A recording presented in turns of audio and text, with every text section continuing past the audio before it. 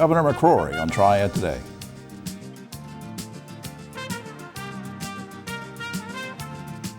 Hello everyone, I'm Jim Longworth and welcome to a special voter education edition of Triad Today. Back in January, I spoke personally with both Attorney General Roy Cooper and Governor Pat McCrory and invited them to appear together today on this program. Governor McCrory said yes. Mr. Cooper said, I'll have my people get back to you.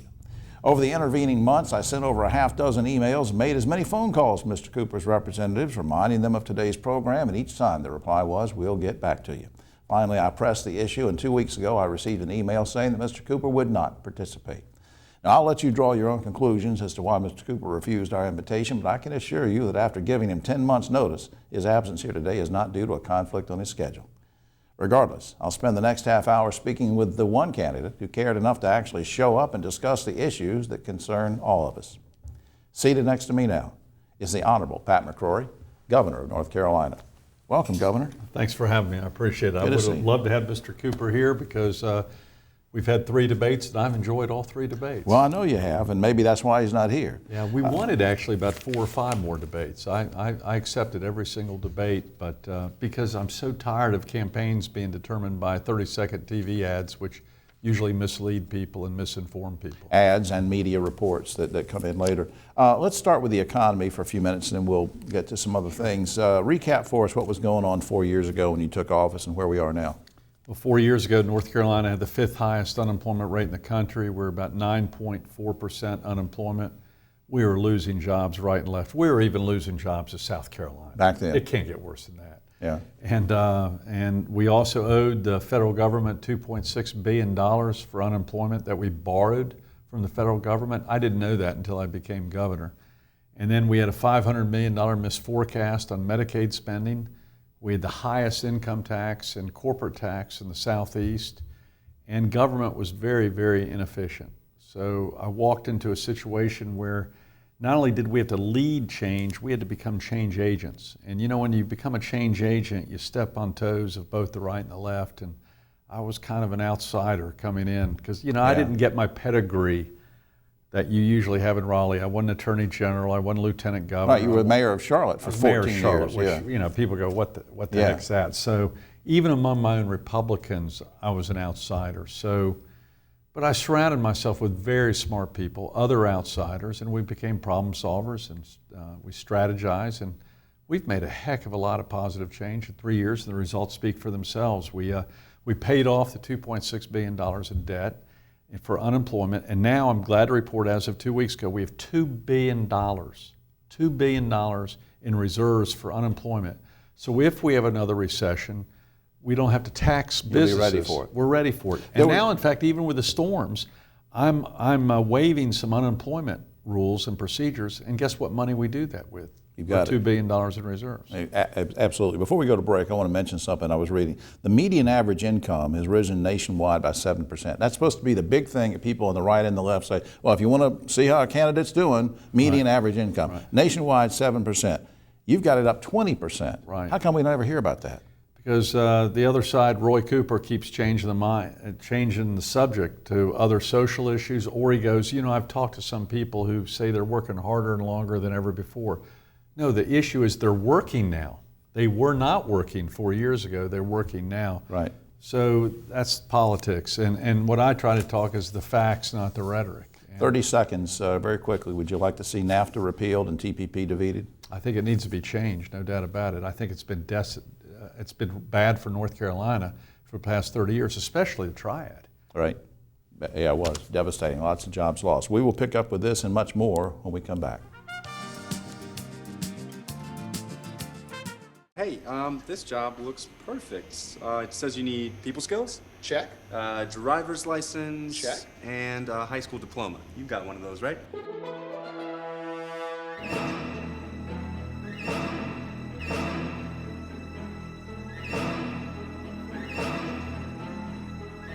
Skip the drama. Get your diploma. I got that. You are good to go. Take that first step towards a better future. Find free adult education classes at finishyourdiploma.org. Time to wake up.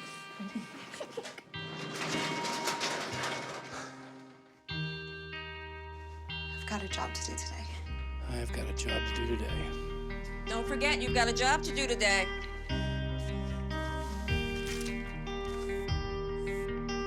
Hey, Mom. I got the job. Thanks. I've got the job. Welcome aboard.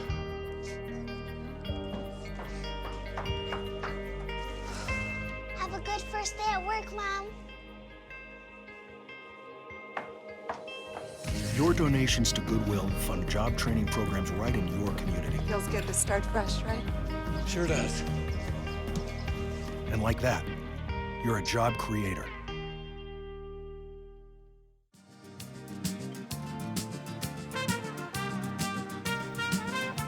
Back now in this special voter education edition of Try It Today, where we have the Honorable Governor Pat McCrory with us. The Attorney General Cooper refused to come, so we are honored to have the governor with us. Before we get to our next topic, let's talk about the aftermath of Hurricane Matthew.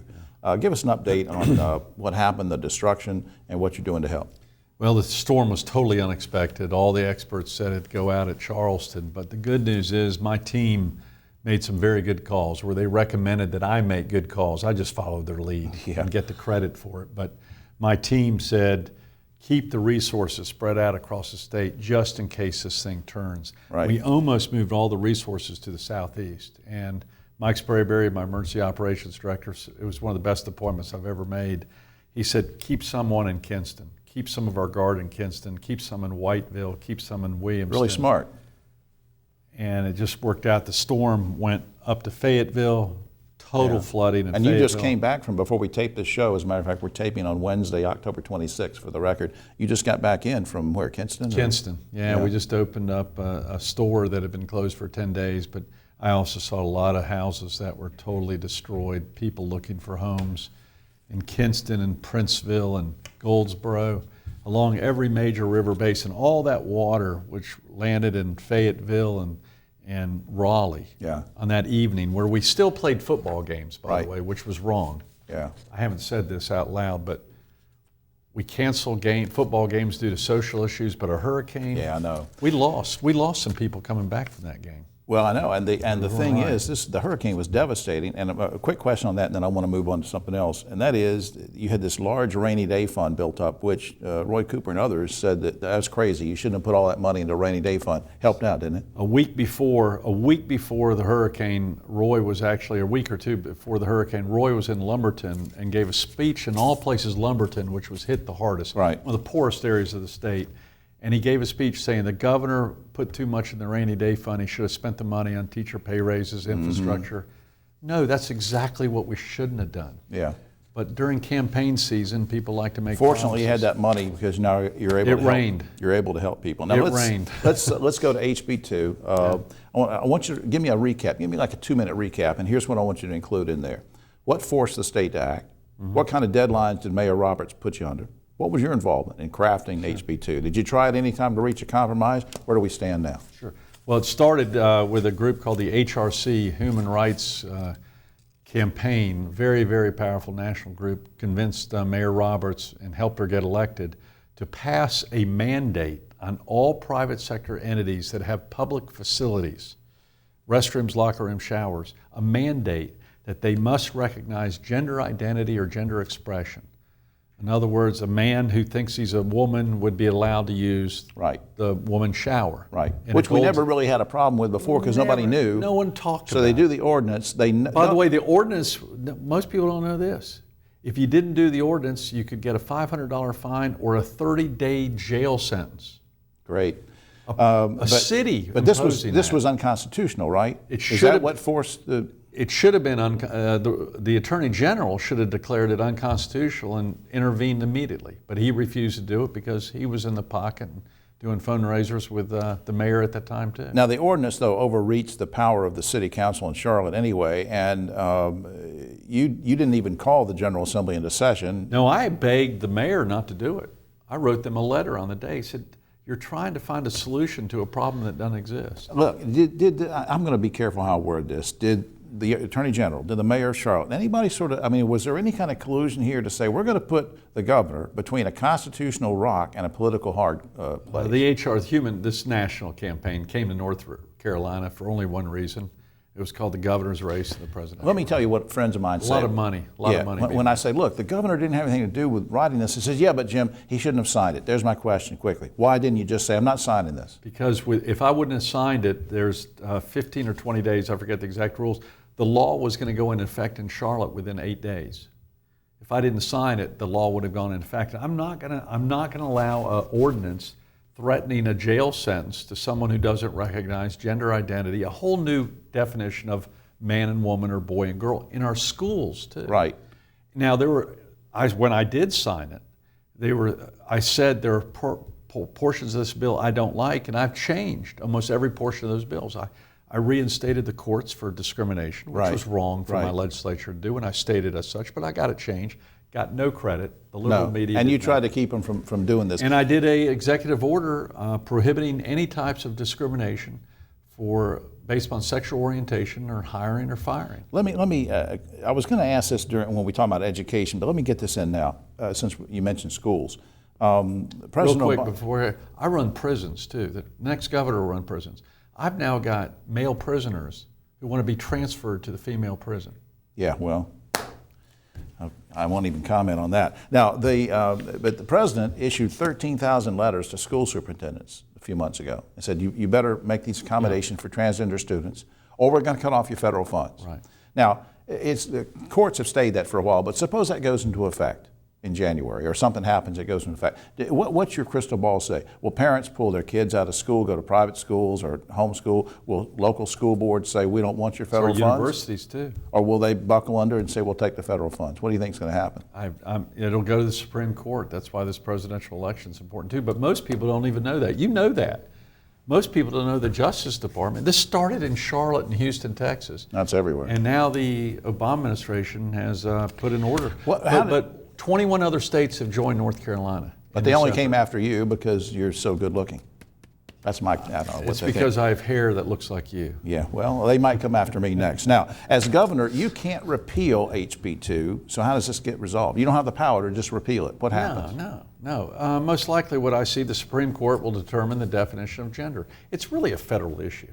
We don't need 18 or 150 different civil rights acts. We have one civil rights act, the 1964 Civil Rights Act. It's the federal government that determines what is discrimination and what is not. And I've stated this over and over again. Based on that act. I wonder if every town had their own discrimination clauses on, are you protected? Are you protected? Winston-Salem has one, Kernersville has another one, Greensboro has another one. That's no way to run a country. This had an effect on you personally, but forgetting you for a second, you're a public figure, but your wife, Ann, didn't she get disinvited because of this whole thing? We've both been disinvited to things. To things. There's almost an Orwellian concept of if you disagree on this issue, you're purged. Yeah. And there's this big brother thought police that if you think differently, you're wrong, and therefore we don't want to interact with you anymore. And I have a lot of people I wave with them with 5 fingers, and they wave back with 1. Yeah, I know which one. And that's a sad commentary. It is. I have no problem disagreeing with someone. If someone wants to change the definition of gender from your anatomy to gender identity or gender expression, let's have that discussion. The most hate mail I've ever gotten on my column was because and you and I disagree on some things, but I defended you on the HB2 thing, most of it, and it got hate mail you wouldn't believe. It's pretty brutal. It's been brutal for me and my wife, but I'm not getting shot at yet. I've been through a few threats, but well, we're going to make this next segment a little bit more pleasant. We're going to talk about education, so stay tuned. We'll be right back.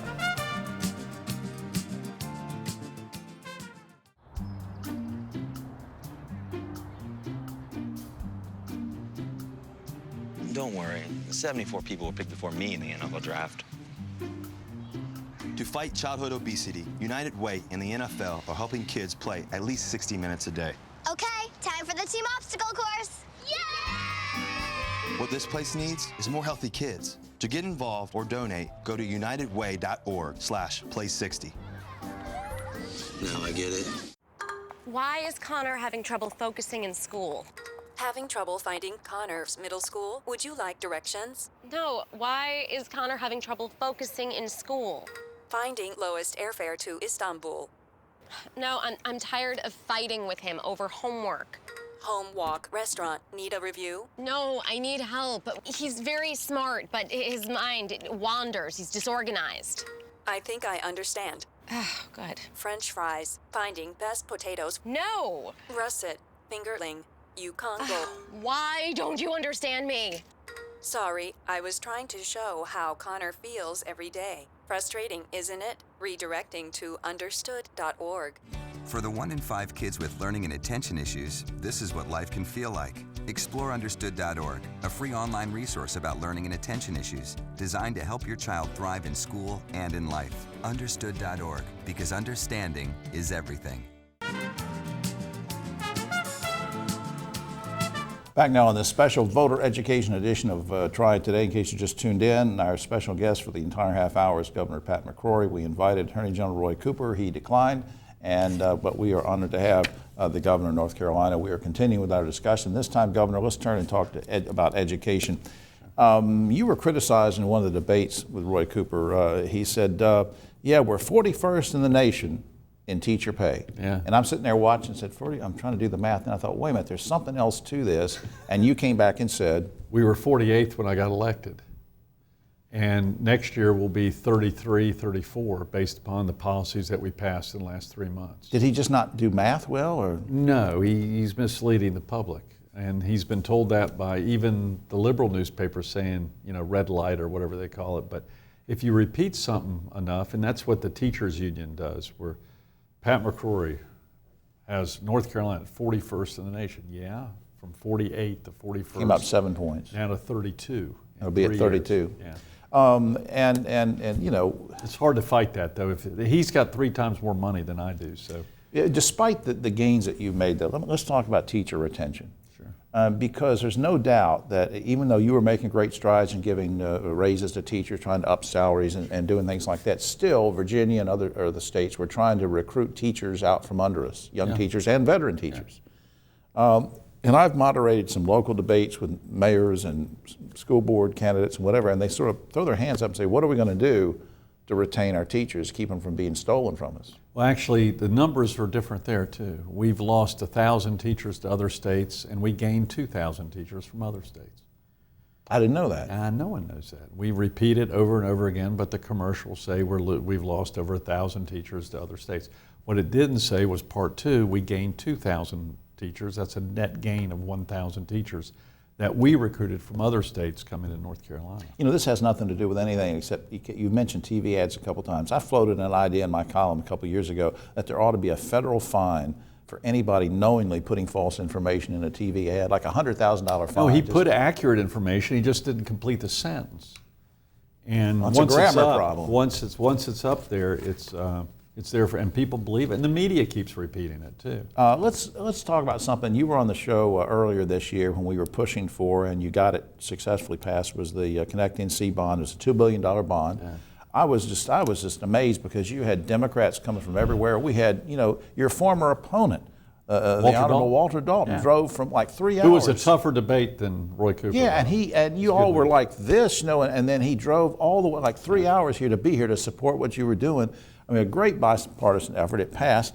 How will colleges and community college universities, how are they going to benefit from the fact this thing passed? Because they're going to spend the money on areas where we have skills gaps. And I made sure for the universities, for example, we're going to spend the money in those areas where we need it. Not football stadiums, not basketball arenas, not swimming pools, not new student centers. We're building a new engineering building at North Carolina A&T. Because why? We need it. They have 3 buildings that are just horrendous. One built in the 60s, 30s, and 40s. Winston-Salem State University is going to get a new business type building. It's in horrible shape. UNCG's getting a new building. UNCG's a nursing facility. Guess why? We have a shortage of nurses.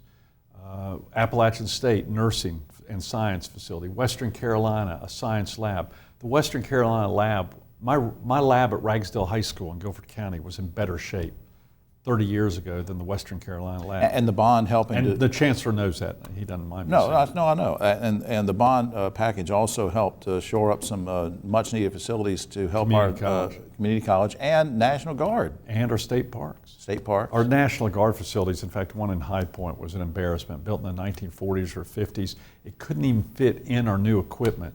And they didn't have, by the way, facilities for women. But Well, maybe there you if go. it goes according to Obama, we don't need that. I don't know. No, you shouldn't say things like that about our president. The president. He might be gender confused on some things, but you can't make comments like that on this But show. our Guard has done a great job. They did a great job in Charlotte during the riots, and I'm very proud of that decision. I'm very proud of what the Guard did. We're gonna get to some safety issues. I want to ask you about the Charlotte situation, and I'll steal some time from this segment and add it to the next one because I want to talk to you about the Charlotte issue when we come right back. Morning, Gary. We are GetSchooled.com.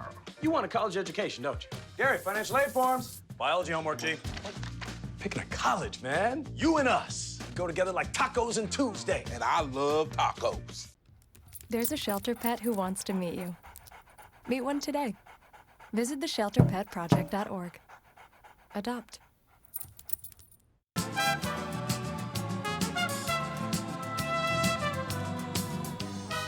Back now on Try It Today for this voter education special, and our special guest for the entire half hour is Governor Pat McCrory. We invited Attorney General Roy Cooper. He declined many times, but we're glad to have the governor here. Governor, let's pick back up. I want to talk about public health and safety issues for a few minutes. The state crime lab has been a hot political issue in all these TV spots. I don't want to get into all this back and forth stuff, but just give me a quick recap. What's going on with the state crime lab? Well, it's been really broken for about 20 years. When Easley was Attorney General, it was broken then because I was mayor of Charlotte. It was so bad that we put another $1 million and expanded our own crime lab in Charlotte because we couldn't afford to wait for the tests. It was taking a year to 2 years to get tests back, and people were sitting in county jails. So how is it now? Not much better. A little of the backlog has come back, but a lot.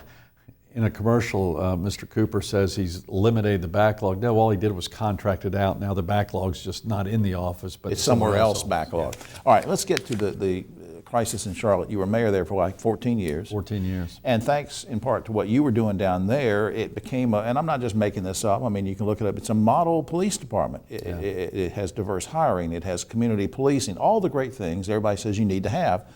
And yet, a black officer shot a black suspect. Mm-hmm. And as African-American radio host Larry Elder pointed out, it made no sense for people to even protest, much less riot. It didn't make any sense, but it happened.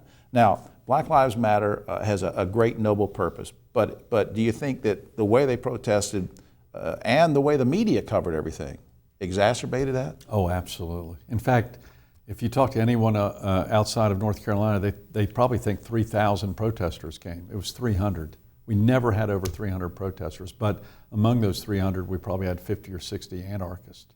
And it doesn't take many anarchists to cause people came from out of state. There was a person out of state, in state, but people who they didn't know what the issue was. CNN covered it wall to wall. They said, Don Lemon said, well, we have an obligation to cover this. Don Lemon was outrageous. He was outrageous. You don't have an obligation to exacerbate something. Well, that morning I saw what was happening, and I know the city that I was mayor of pretty well, so I called the mayor and them and said, do you need the National Guard wall for anything? They said, no, not now. But I went and got on the phone with my general and said, let's get them.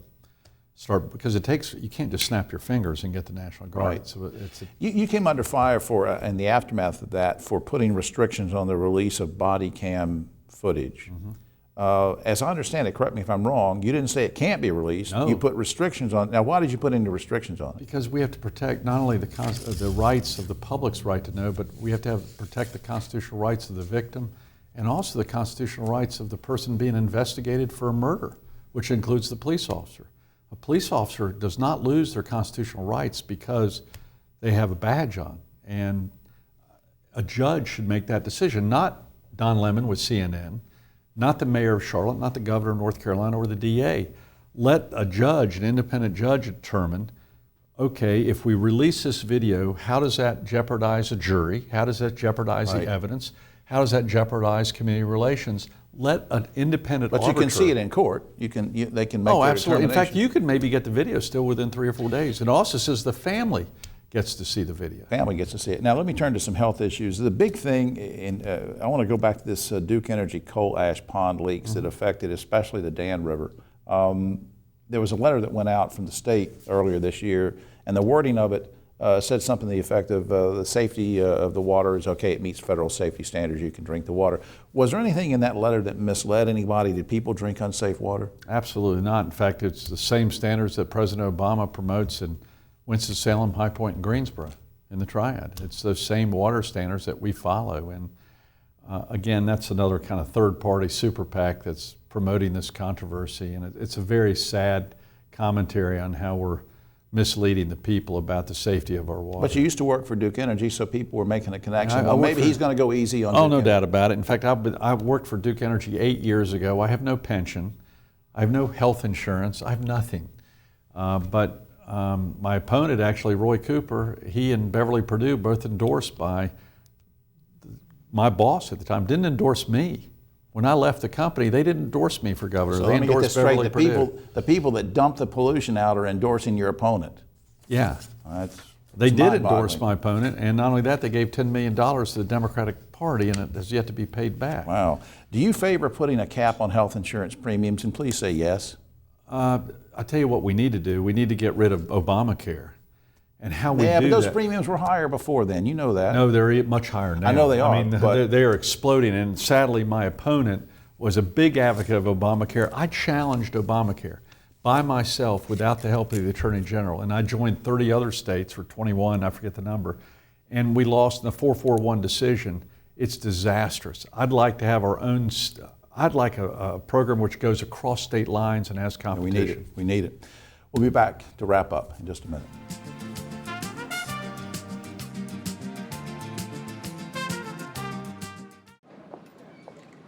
Hi, may I please have an application? Thank you.